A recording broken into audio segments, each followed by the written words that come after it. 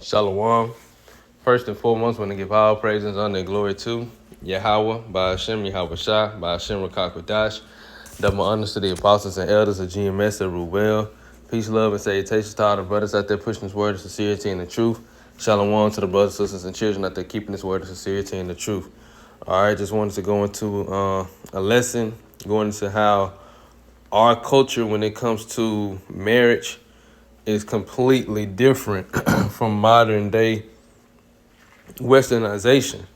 And specifically what I want to speak on when it comes to marriage is how in modern day women are allowed to choose who they want to deal with, because of course in our culture we didn't there was no such thing as dating, boyfriend and girlfriend. We didn't do that. We didn't play that. Yahweh Shem Yahushua, he don't play that. That's not how he set things up. Not how he created it. The man marries his daughters off to a man that's sensible, a godly man. We don't do that whole dating, boyfriend, girlfriend, and the woman did not have a choice. She didn't have no choice in this. She didn't have no choice in who her father married her off into. And whoever he married her off into, she had to be with that man and serve him until either he died or she died. That's how it was set up to be. And it makes so much sense because when you tell this type of idea to women nowadays in this age, they gon' look at you, they gonna hit you with every single type of disrespectful insult and so on and so forth, say all these type of things about you. But then when you start asking women simple questions like what they want to eat, I don't know. You ask them where they want to go. Well, what they want to do today. Do they want to do something today? You start asking them simple questions. They can't give you no answer. But then they go out here in the dating world, or, quote unquote dating world. They go out here in the world and get with all these different men, and all the results be the same. Ends in breakup, don't stick together. Sometimes it be bad breakups. Sometimes it be horrible. This, that, and the third. They just deal with all types of men. Then they be all crazy, mentally messed up, spiritually messed up, this, that, and the third. It's the same cycle, and it's just only getting worse and worse. But in our culture, it was not set up that way because the father was the one who married off his daughter. So I'm going to get a couple scriptures on that. And the reason what inspired this lesson is something that happened today down here in Mississippi. Long story short, a woman was forced into the car. She was, kidnapped from her job. And I believe it was at gunpoint. And she was forced into the car of what I believe may have been either her current boyfriend or her ex-boyfriend, someone she either used to deal with or currently was dealing with. And he forced her into the car, and he was taking her somewhere. We don't, it's unclear where she was going or whatever. But whatever happened, she winded up jumping. They was on the interstate. She winded up jumping out of the car. And, of course, when you jump out of the car, you're going to roll on the ground and everything. She was trying to escape. And she winded up getting hit by another car.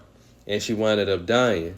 All this happened today. She lost her life today. And now, and of course, it was Eve. And, of course, it was Jake. And the whole thing is, the pictures, the image of the guy that she was dealing with, he had an upside down cross tattoo in the middle of his head, the middle of his forehead, upside down cross. And he had nothing but tattoos all over his body. All over his body.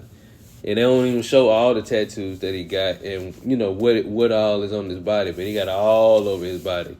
An upside down tattoo. And this is the type of dudes that Eve be chasing. Eve be out there. They don't even want the good men, the good, sensible, godly men. The ones they consider lame or the ones they consider broke, this, that, and the third. They don't want them. The ones who would actually take care of them and lead them into life. They deal with all the wicked. They deal with the wicked type of wicked men. But of course, that's the scriptures, which I get that too. I'm gonna start here though. This is Sirach chapter. Let me see. I don't forgot. Sirach chapter 8, verses 20, starting at 23. If you have sons, educate them. Teach them self-discipline while they are young, which is very, very important. Self-discipline, that's something that we're not taught over here in Babylon the Great. Not taught it because of westernization. We're not taught discipline. We're taught abundance. Do as thou wilt. You know, enjoy whatever you can. Go get whatever you want. You know, go out and get it. We're not taught discipline, especially self-discipline. And it said do it while they're young. Because when you learn these things when you're young, you're not going to depart from it when you're older. You know? That's why, matter of fact, is this the... let me see.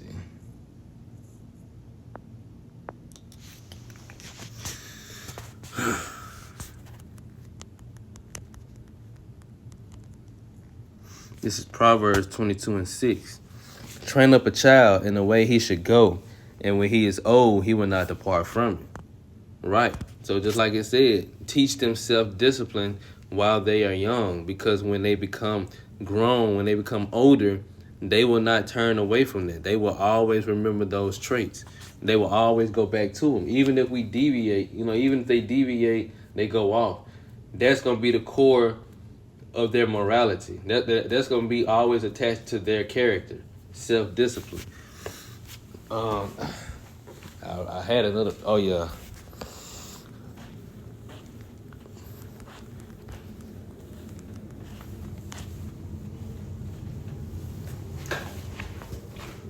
This is I'm gonna get it while it's on my mind. This is Sirach 26:23. A wicked woman is given as a portion to a wicked man, but a godly woman is given to him that feareth Yahweh by Shem Yahushua. Right. So, like I was going into with the decision making, a lot of these women, they choose men that be into that wicked lifestyle. They'll consider themselves God-fearing women, God-fearing people, but then the type of men or the type of options you choose, they don't be God-fearing. It don't even make sense. Or they'll say God love you. They'll say this and that about God, but then the type of people that they involve themselves with be godless. They don't know Yahweh by Shem Yahushua, and they turn away from that. They're not even trying to turn their lives around. So then when you have cases like this that pop up, the woman, she got kidnapped, and she best believe she didn't expect to die today. She jumped out of a moving vehicle and got hit and died. Did not expect that whatsoever, but look at the options. Look at what she was dealing with, So this is back at Sirach 7 again, verse 23. If you have sons, educate them. Teach them self-discipline while they are young. Right. Now 24. If you have daughters, keep them virtuous and don't be too indulgent with them. And I'm going to get the definition for that word indulgent. It says indulgent, having or indicating a tendency to be overly generous to or lenient with someone. Self-indulgent. So to be too lenient or overly generous, which it also says permissive, easygoing, liberal. Guess what? What do you think these women think? Salaki, what do you think these women are? What do you think they're entitled to? Liberation. They think down under feminism, they are liberated from under the men. All of this goes into westernization, feminism. It said don't give them no type of liberty. That's not what they were designed for. Lenient, merciful, and this is what it's going into. Soft. Don't be soft with women, especially daughters. Why? Because if you don't, there what we see nowadays walking around here, that's what happens. That's the result of this is ultimately the result of not having real men in their lives, real fathers in their lives. But like it said, if you have daughters, keep them virtuous. Keep them virtuous.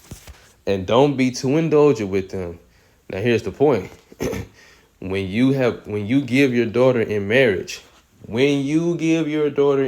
talking about the fathers, the men, because this is how the order goes. The man marries the daughter off to a man. Well, I'm gonna read it. When you give your daughter in marriage, you have finished a great task, but give her to a sensible man, a sensible, godly man. You know, and I'm gonna get that in this too. This is Sirach 7:25. Marry thy daughter, meaning marry her off, and so shalt thou have performed a weighty matter, because this is a very important thing. Very, very important. You know, when you have daughters, it's very, very important that you marry her off. But give her to a man of understanding. Give her to a man of understanding. Give her to a godly man who has the wisdom, knowledge, and understanding, who's going to, a man that's similar to you. He's moving and thinking in the same manner that you're moving and thinking in. That's who you give your daughter off into. Like it said, in GNT, if you have daughters, keep them. Matter of fact, I didn't. Let me read verse 24 in the KJV. Has thou daughters? Have a care over their body, and show not thyself cheerful towards them. Now I'm gonna read it in GNT. I like it better. It says, if you have daughters, keep them virtuous, and don't be too indulgent with them. Right. Because just think about it. If westernization and feminism never affected our people, we would still be following this order, because this is the natural order. And there was no such thing as women being oppressed by men and being under a man, this, that, and the third. Like, no. And even nowadays, when a lot of women, they might have their fathers in their life, and their father be trying to tell them something, trying to help them make decisions. Because my coworker today, he was telling me about his daughter being in college, and she, sharing a roommate with someone, and I think they got an apartment. This, whatever the case may be. Long story short, him and his wife been trying to tell their daughter whatever they were trying to give her some advice on what she needs to do, because whatever the situation wasn't too good with her and her roommate. Not that they weren't getting along, but just trying to take care of the bills and everything. Now, and then they've been telling her that she need to come up with a plan because her roommate is not gonna stay. Long story short, they were right. The roommate winded up getting pregnant, and now the roommate's finna break the lease. She's finna leave, and all of the weight is gonna fall back on the daughter. So, long story short, she should have been listening to her parents and following after their advice. But even in today's time, because of women's liberation, equal rights, this, that, and the third, feminism, now women think that they have a decision to say so. They feel like they can make decisions on their own. And that's not the order. That's not how the Lord set it up, And it's nothing wrong with that. Women are always thinking that that's oppressive. Or I wasn't created to just be quiet and be mute. Yes, you were. Yes, you were. Because when the pressure really comes down to it, and you have to make hard decisions, 9 times out of 10, women don't make the right decision, and they would really want a man to be there to guide them through it. But when things are good and everything, they feel like they can do it on their own. That's not how it was set up. So that's why I said, when you give your daughter in marriage, you have finished a great task, but give her to a sensible man. And like in the KJV, it said a man of understanding. A man who's going to be able to guide her in the ways of Yahweh Hashem Yahushua, how we should, how we should be living. All right, let's see. Let me see.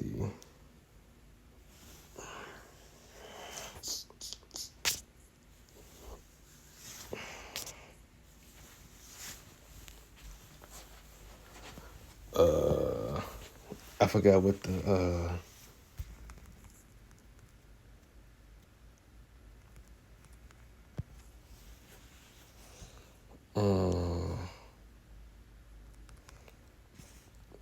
Let me see. I forgot how it's worded.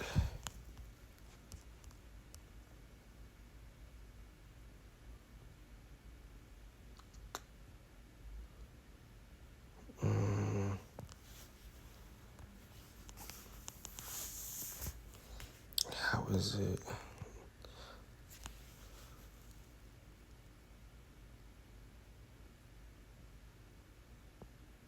Okay, this is a good one, but this is not the one I wanted.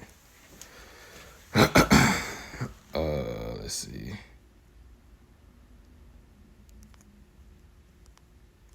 But I get this. This is Exodus 22, verse 16. I'm gonna read this in the AMP. If a man seduces a virgin who is not betrothed, meaning she don't belong to another man, she's not promised to another man. Because again, we don't do the boyfriend, girlfriend thing in our culture. When you're the father, he promises to marry his daughter off to another man, whether it's young, old, whatever the case may be. He promises to marry his daughter off to another man, meaning she's already promised to somebody else, and they're set to be married. But in this case, it says betrothed, not betrothed. Which, well, I'm gonna get that word betrothed. A person to whom is engaged to being married. Like it say, engaged to being married, promised, pledged, contracted, bound. Right. And in the antonyms, it says unattached or single. Oh, it also said espoused too. So she's not. If a man seduces a woman, a virgin, who is not betrothed, meaning she's not promising nobody else, nobody else's wife, future wife, whatever the case may be, and lies with her, meaning he has sex with her, he must pay a dowry, which is marriage price for her to be his wife. So if a man see a virgin, and that virgin is going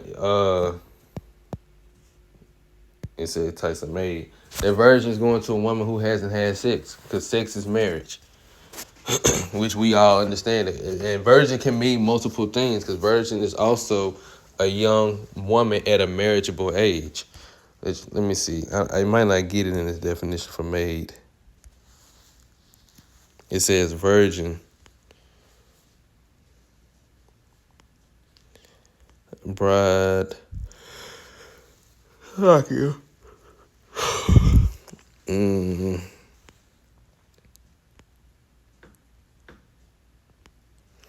living apart in her father's house as a virgin. Okay, so yeah, it doesn't give it in this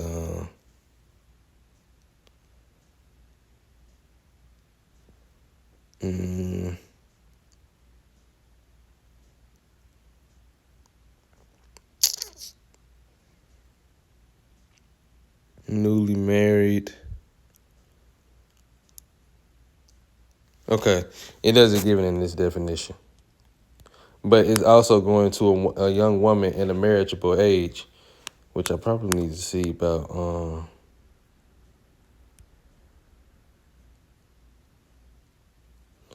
Deuteronomy 22 as well. I'm going to get that next. This is Exodus 22:16. AMP, it says, if a man seduces a virgin who is not betrothed and lies with her, he must pay a dowry, which is the marriageable price, for her to be his wife. Now, verse 17, here's the point. If her father absolutely refuses to give her to him, he must still pay money equivalent to the dowry of virgins. Right. So it said, if her father absolutely refuses to give her to him, meaning the father had to say so over marrying a daughter off or not. The father had to say so on who his daughter was to be with. And that's how it was set up, and that's how it's supposed to be. And that's what it's going to return back into in the kingdom of heaven. All this boyfriend, girlfriend, dating. We ain't going to have no dating apps in the kingdom of heaven. We ain't going to need that. You know? We're not going to copy any of the behaviors found over here in westernization or anywhere else in the world. We're going to follow our own customs, you know? And we're going to force the whole earth to follow our customs. And the earth is going to be made into a better place, because we're going to destroy all the customs and doctrines and philosophies that these other nations have adopted or that they came up with, especially westernization. Um,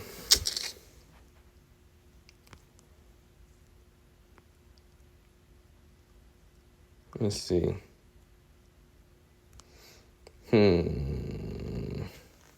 This is Deuteronomy 22. I'm going to start at verse 13, AMP. If any man takes a wife and goes in to her and then scorns her and hates her, I mean, if any man, he like I said, he takes a wife and he has sex with her, but then he bring up I'm gonna keep going, and charges her, verse 14, charges her without cause with shameful behavior and publicly defames her and says, I took this woman, but when I approached her, I did not find in her evidence of virginity. Meaning, what he's trying to say is, he took this woman to be his wife, but when they had sex, she didn't bleed to let me know that she ain't never had sex with a man before. So basically, because we didn't play that in our we didn't play that in our culture. We don't play that in our culture. We don't play adultery. We don't mess around like that. You know, women were put to death, and it was a shame on their house or their father for any woman that was found being a harlot, you know, being a whore. All that was a shame. It was looked down on. In this kingdom, it's glorified. You know, in Babylon the Great, it's glorified. That's why everybody do it. But in our culture and how it's really set up, it's a shame. You know. So if that's why I said defames her and publicly defames her with shameful behavior. So this is what it's going into now. Verse 15. Then the young woman's father and her mother shall go and bring out the evidence of her virginity to the elders of the city at the gate where a court is held. Now, just to break this down, verse 15, how marriage was set up in our kingdom, in our culture. Again, the father, he marries the daughter off to the man. They have a whole ceremony. It's a celebration, you know. It is a happy celebration. So they do have a custom of celebrating. But when it's time to actually consummate the marriage, because sex consummates the marriage, what happens is the father and the mother set up a tent, you know. They set up the area for the marriage to actually take place, and they have the sheets down. And the sheets is going to be the evidence, the proof that that woman was a virgin when she married off to that man. And the parents, they keep those sheets just for a case like this, to prove that she was a virgin when they actually married her off. And just to give an example of that, this is Tobit.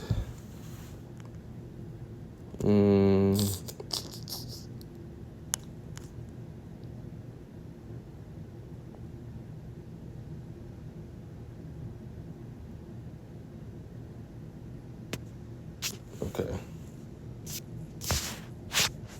Tobit chapter 7. Let's get there real quick.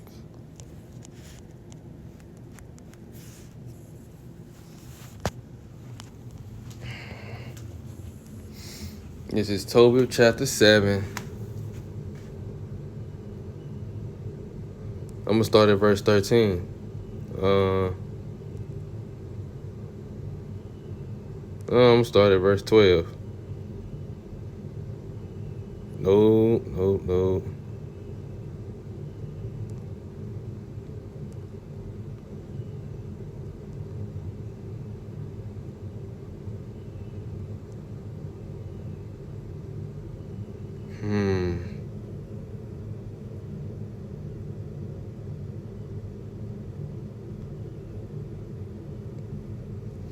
All right, I'm going to start at verse 8. This is Tobit chapter 7, verse 8 in the GNT. It says, his wife Edna and his daughter Sarah also wept for Tobit. Raguel gave Tobias and Raphael a warm welcome and had one of his rams slaughtered.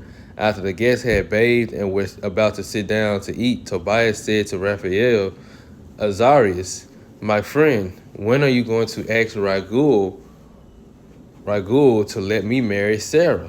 And see, this is the same custom, the same order.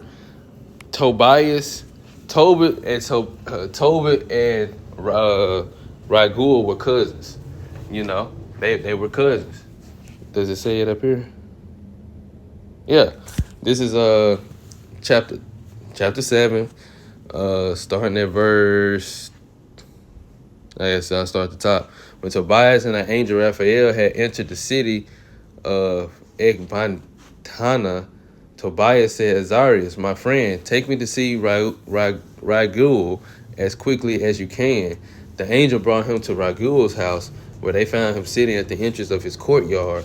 Raphael and Tobias greeted him first, then he replied, come in, my friends, you are welcome in my home. Raguel brought them into his house and said to his wife Edna, doesn't this young man look just like my cousin Tobit? Right. So Raguel and Tobit were cousins, and this is Tobit's son Tobias, and Sarah was Raguel's daughter.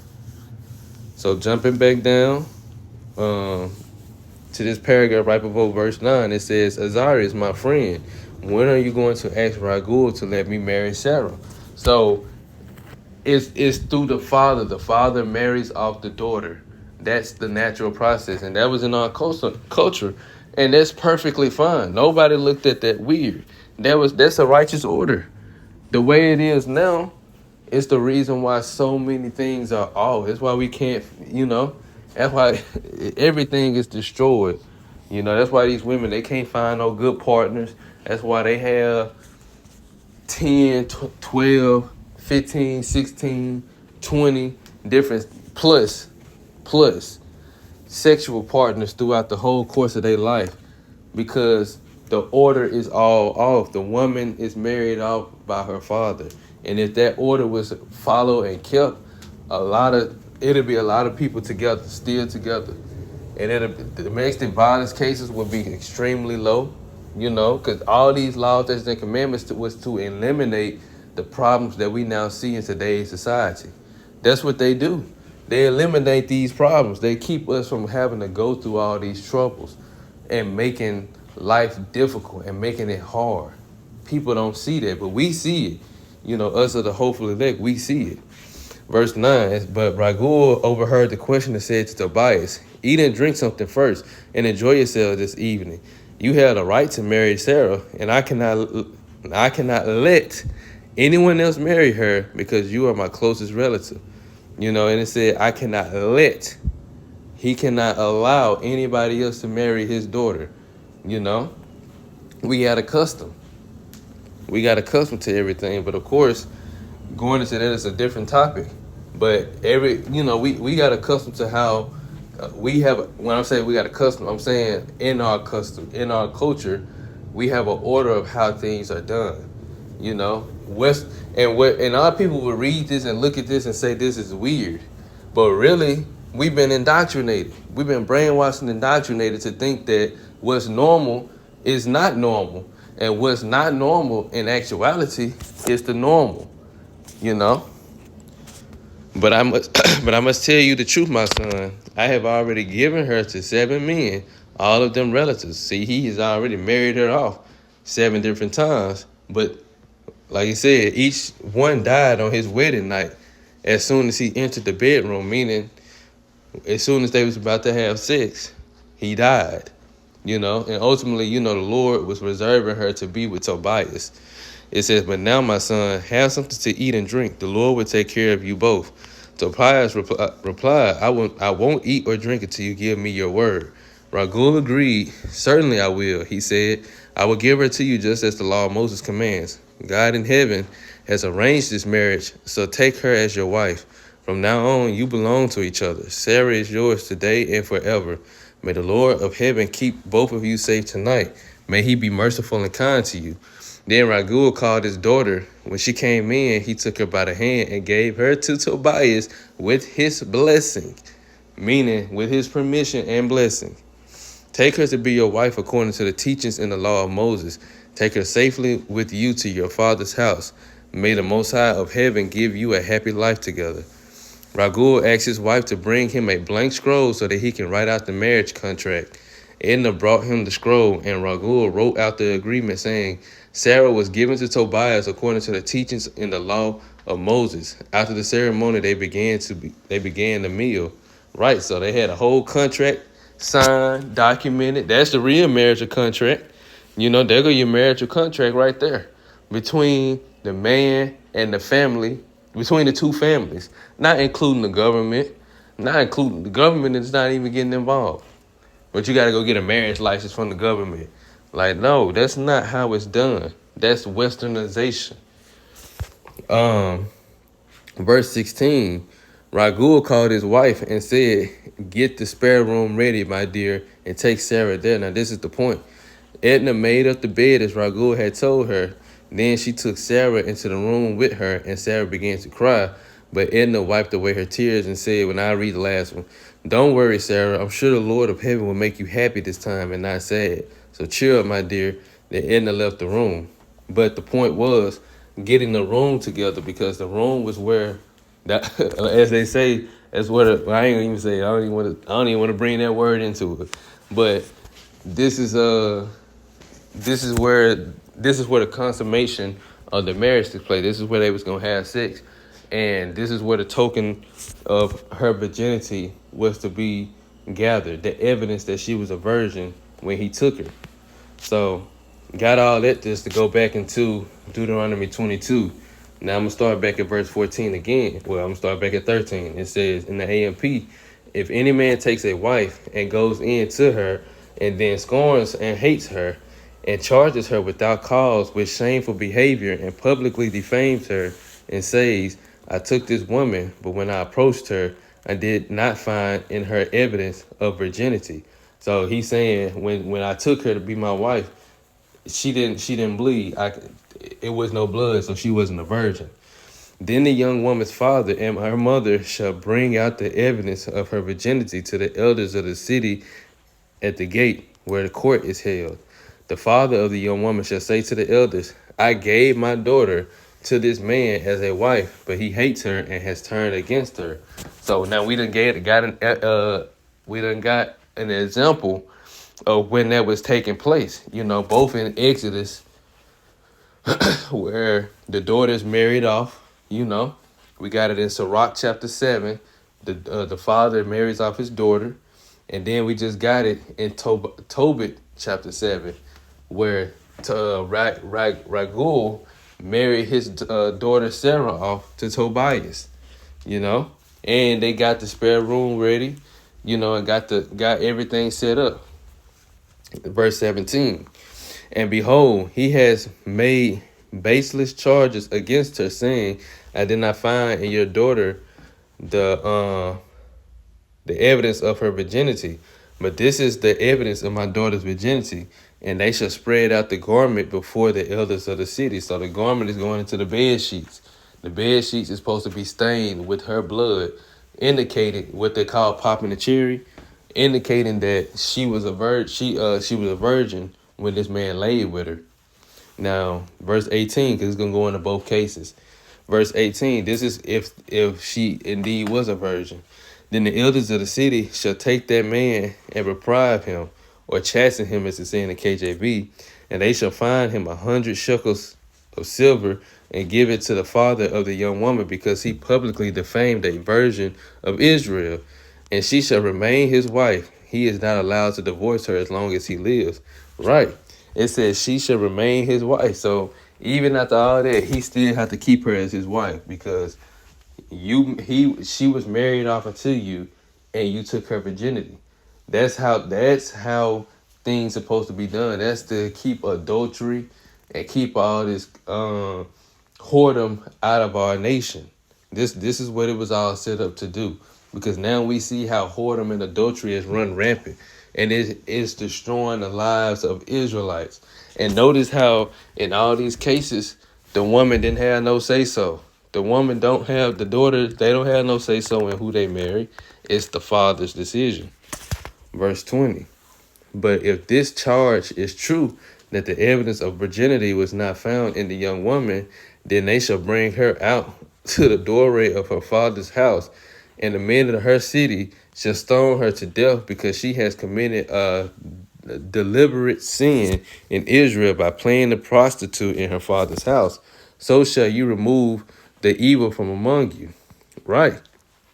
So the Lord did not play. The Lord did, and we don't play either, Now we understand why, though. We understand why. Because if they out here playing the harlot, these women are defiled. They don't realize that. They don't understand that. And this is not to say any woman that's had sex, multiple partners in this, that, and the third, that, especially this of this truth, is of this faith. Because we understand we all went off.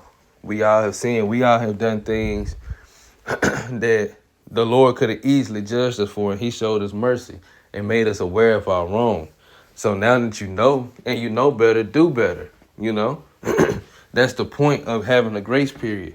We know better now, so now we had an opportunity to do better. So, but according to our commandments and our laws, we don't play that. We don't play adultery. We don't play playing the harlot. We don't do that. We don't do hookups, casual sex, day naps, boyfriend and girlfriend. We don't do all that.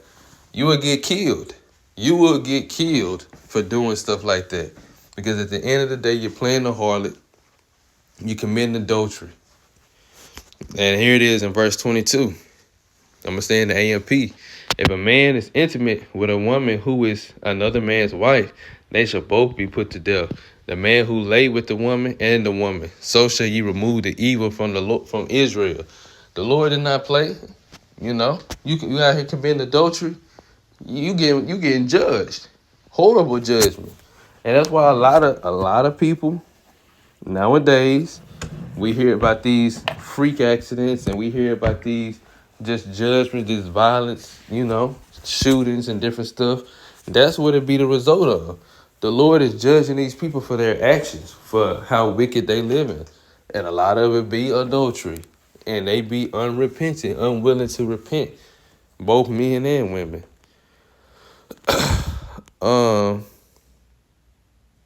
That's really the point.